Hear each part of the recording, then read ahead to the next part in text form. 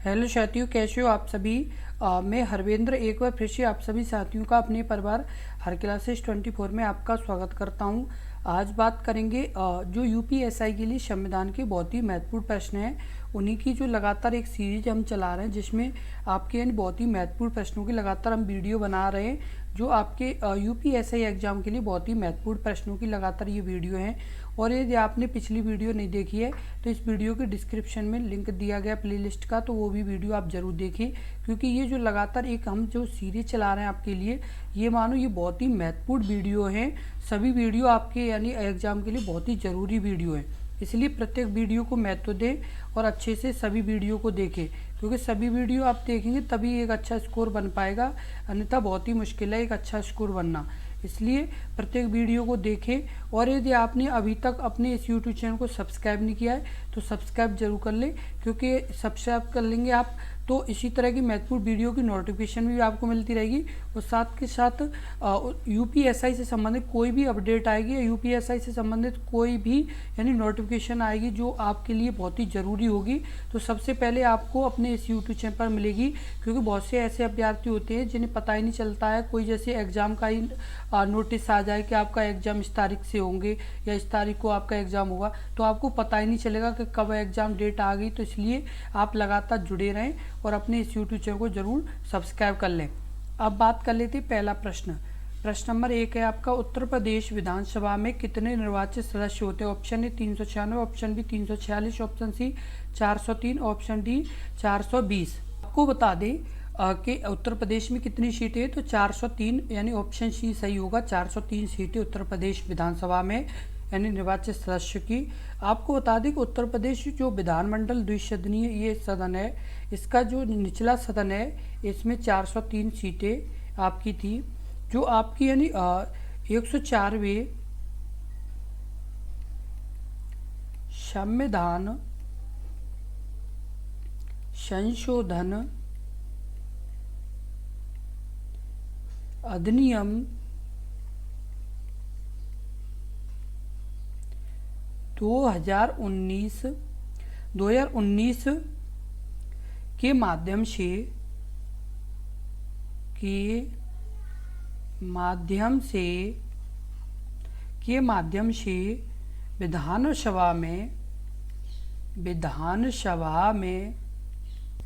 विधानसभा में एक आंग्ल भारतीय सदस्य को मनोनयन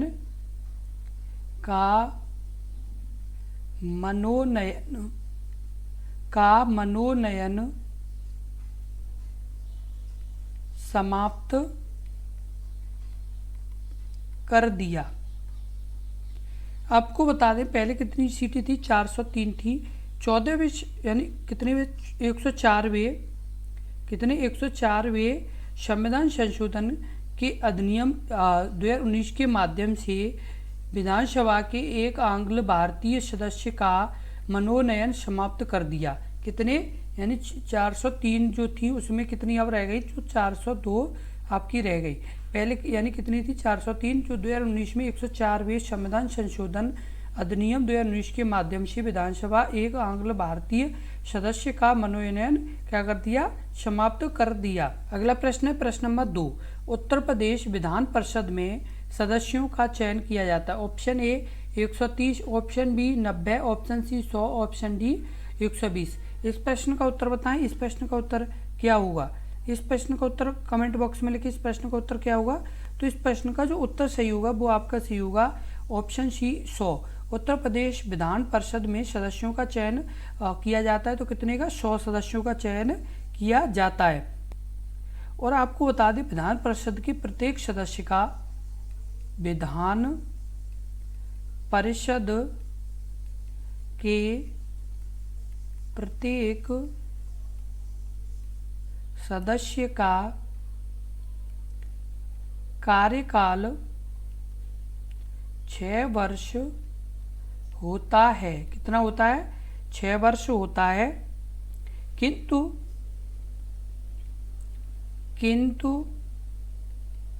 प्रत्येक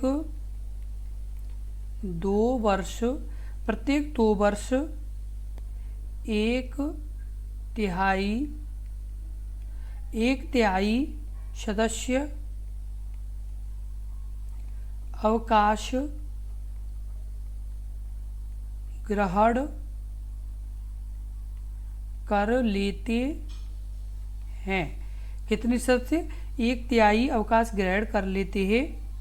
और जो विधान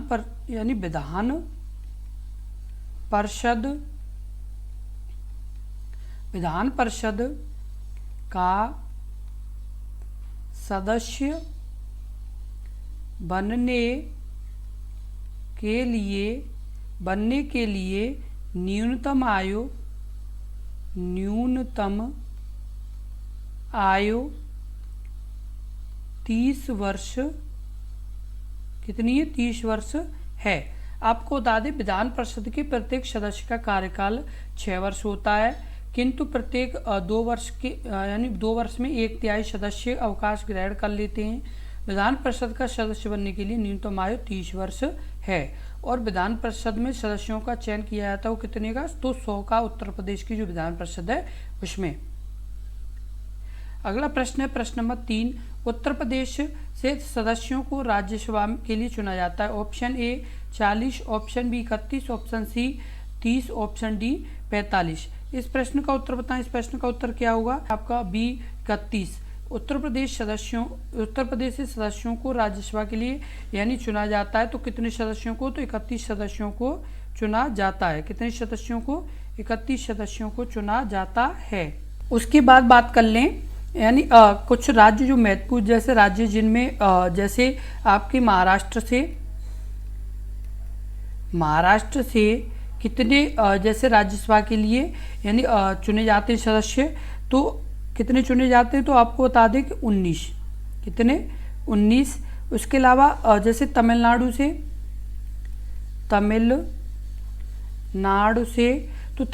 से 18।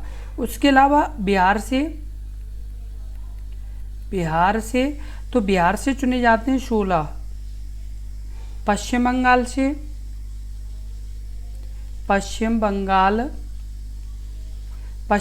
से चुने जाते हैं, तो वो आपके चुने जाते हैं कितने?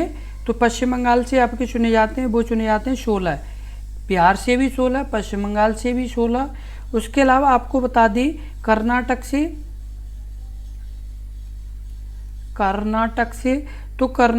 12। उसके अलावा आपको बता दें आंध्र प्रदेश से 11। कितने? 11।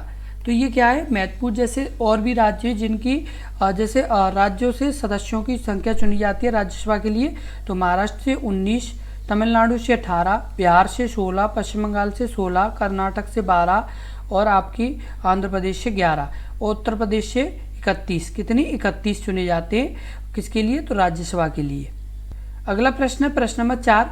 उच्च न्यायालय के मुख्य न्यायाधीश की नियुक्ति कौन करता है? ऑप्शन ए भारत के यानी प्रधानमंत्री, ऑप्शन बी राष्ट्रपति, ऑप्शन सी उच्चतम न्यायालय का मुख्य न्यायाधीश, ऑप्शन डी कॉलेजियम द्वारा। इस प्रश्न का उत्तर बताएं। इस प्रश्न का उत्तर क्या होगा? ऑप्शन बी राष्ट्रपति। उच्च न्यायालय के मुख्य न्यायाधीश की नियुक्ति कौन करते हैं? तो राष्ट्रपति करते हैं। आपको बता दें कि भारतीय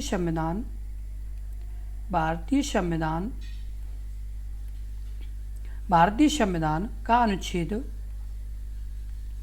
217 है। कितना? भारतीय संविधान का अनुच्छेद 217 के अनुसार राष्ट्रपति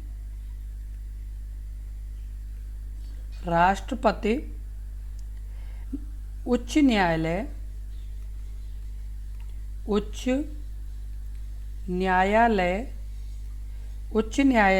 के मुख्य न्यायाधीश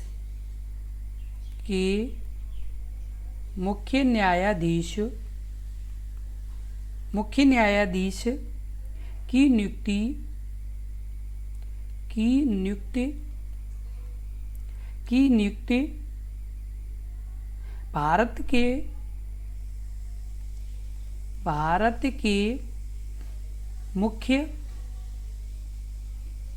मुख्य न्यायमूर्ति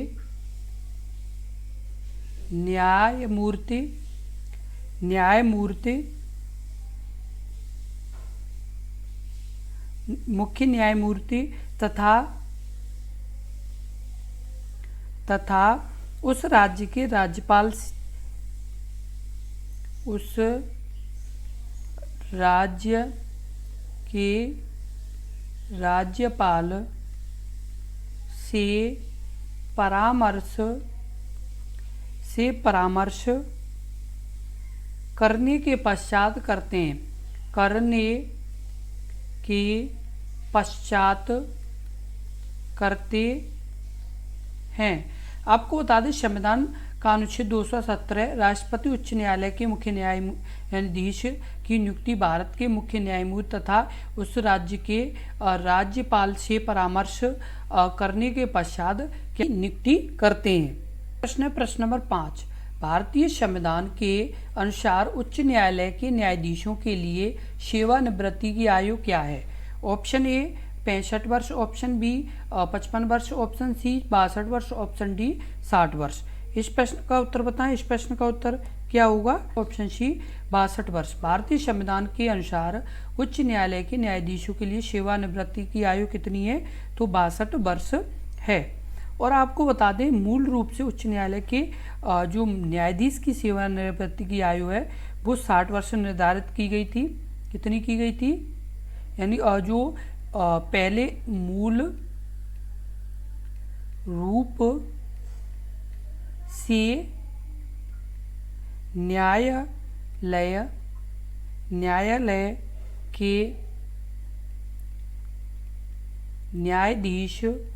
न्यायालय के न्यायाधीश की सेवानिवृत्ति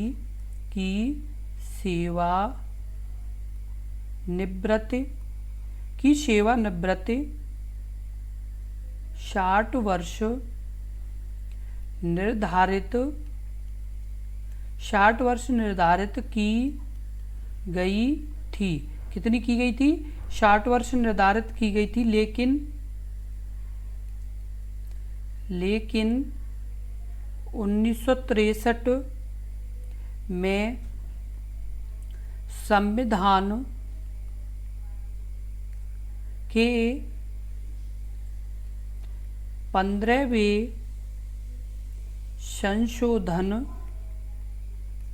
संशोधन के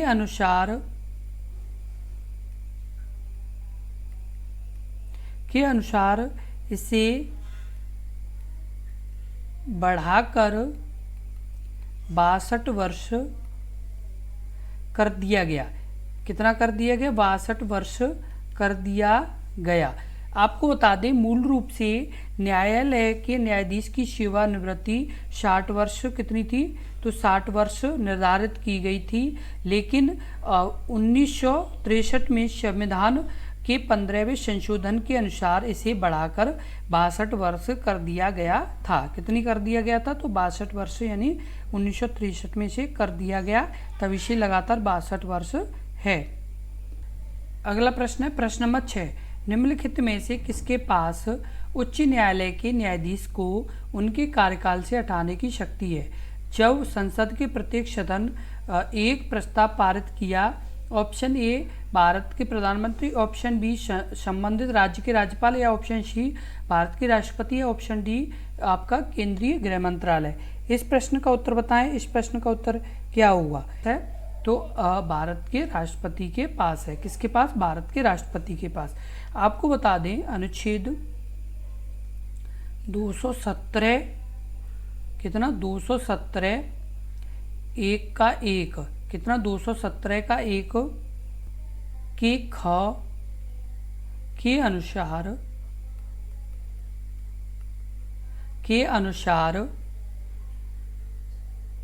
किसी न्यायाधीश को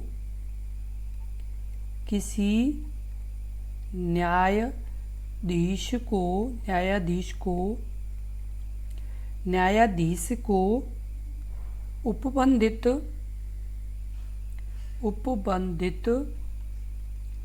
रीति से उसके पद से राष्ट्रपति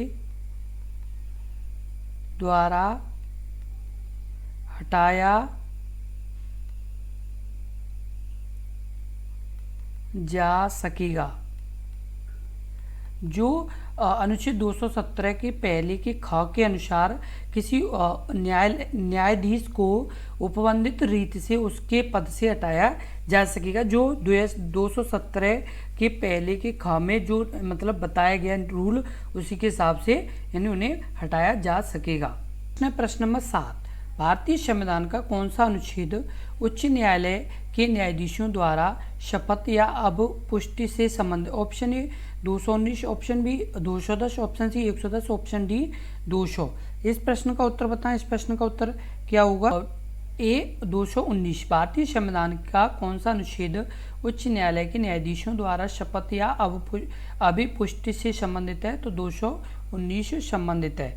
219 में बताया गया है कि उच्च न्यायालय के न्यायाधीशों द्वारा शपथ या अभिपुष्टि से संबंधित है। उच्च न्यायालय के न्यायाधीश संबंधित राज्य के उच्च न्यायालय के न्यायाधीश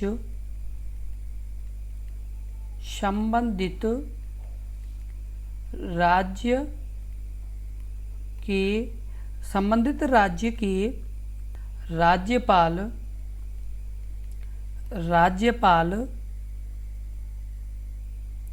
या उसके द्वारा नियुक्त व्यक्ति के समक्ष या उनके द्वारा नियुक्त व्यक्ति के समक्ष तीसरी अनुसूची में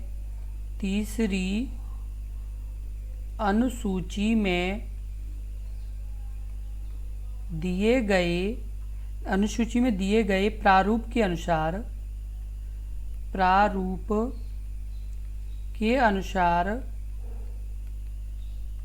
शपथ लेगा। तो ये किस में बताया गया है? तो ये आपके यानी 219 अनुच्छेद में बताया गया है कि उच्च न्यायालय के न्यायाधीश संबंधित राज्य के राज्यपाल या उनके द्वारा नियुक्त व्यक्ति के समक्ष तीसरी अनुसूची में दिए गए प्रारूप के अनुसार शपथ लेगा। अगला प्रश्न है प्रश्न नंबर 8, उच्च न्यायालय के न्यायाधीश के वेतन और भत्तों का भुगतान किसके द्वारा किया जाता है? ऑप्शन ए संबंधित राज्य की आकस्मिकता निधि, ऑप्शन बी संबंधित राज्य की संचित निधि, या ऑप्शन सी भारत का सार्वजनिक खाता, या ऑप्शन डी भारत की संचित निधि। इस प्रश्न का उत्तर बताएं। इस प्रश्न का उत्तर क्या होगा? ऑप्शन आपका बी संबंधित राज्य की संचित निधि। उच्च न्यायालय के न्यायाधीशों के वेतन और भत्तों का भुगतान किसके द्वारा किया जाता है? तो संबंधित राज्य की संचित निधि के द्वारा ये किया जाता है। और आपको बता दें उच्च न्यायालय के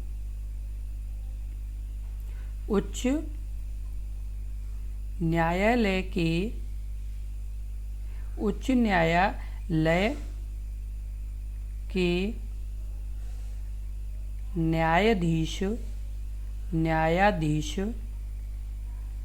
उच्च न्यायालय के न्यायाधीश के वेतन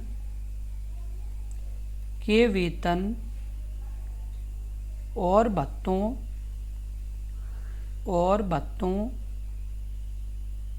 का भुगतान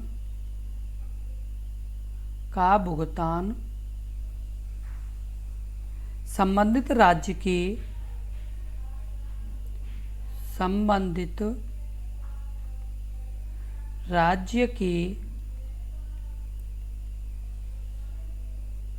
संचित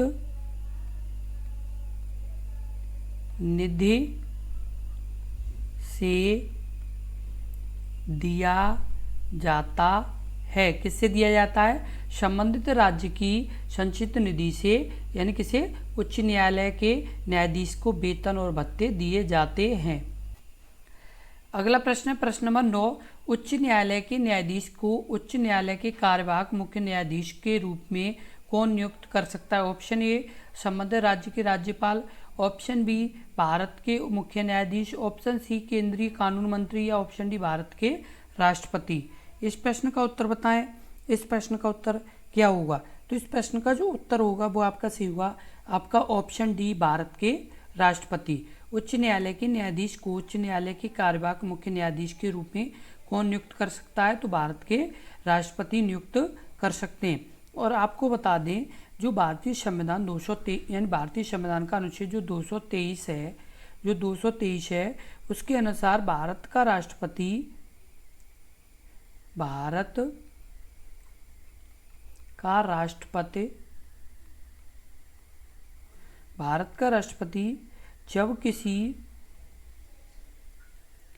जब किसी उच्च न्यायालय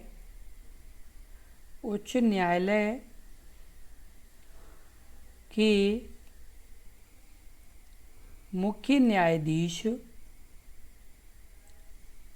मुख्य न्यायाधीश का पद रिक्त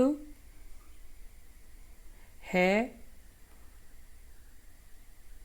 या उनकी अनुपस्थिति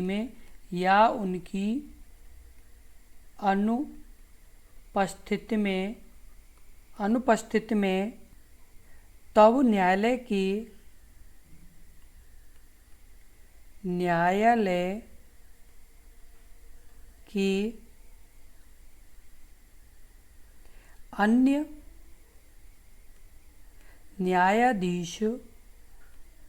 अन्य न्यायाधीश में से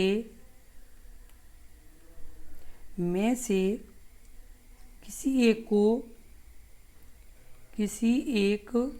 को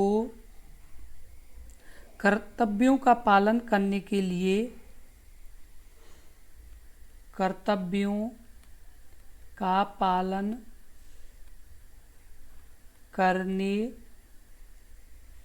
लिए कार्यवाहक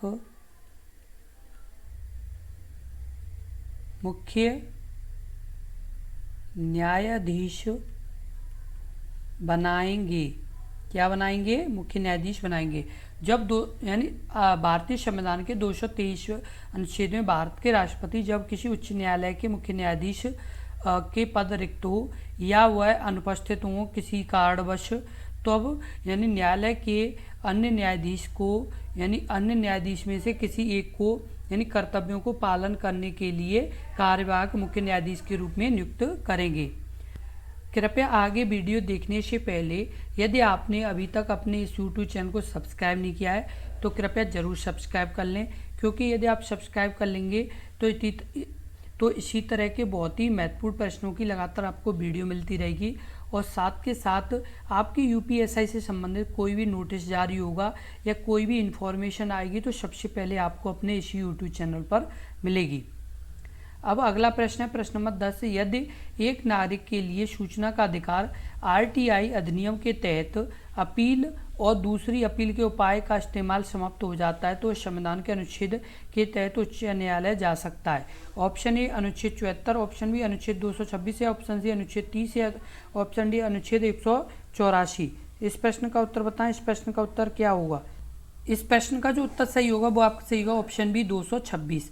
यदि एक नागरिक के लिए सूचना का अधिकार आरटीआई अधिनियम के तहत अपील और दूसरी अपील के उपाय का इस्तेमाल समाप्त हो जाता है तो वह संविधान का अनुच्छेद के तहत उच्च न्यायालय जा सकता है। तो 226 के तहत उच्च न्यायालय जा सकता है।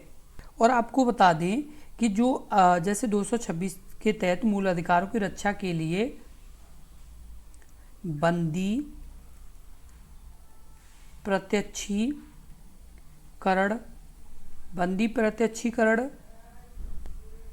परमादेश के अलावा प्रतिषेध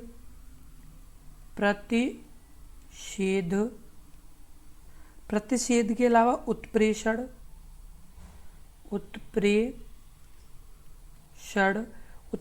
के अलावा यानी अधिकार